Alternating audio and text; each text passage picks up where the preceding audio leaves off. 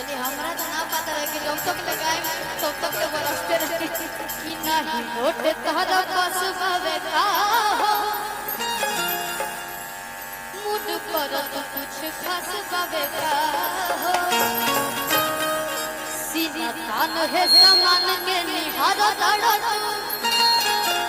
नहीं हो तो बरदास बावे का हो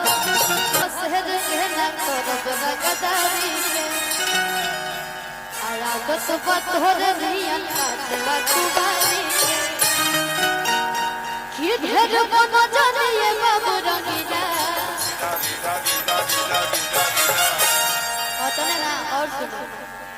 आज लिखल इतिहास में ये सबसे रसीला अपरा खंड होया जिला कोई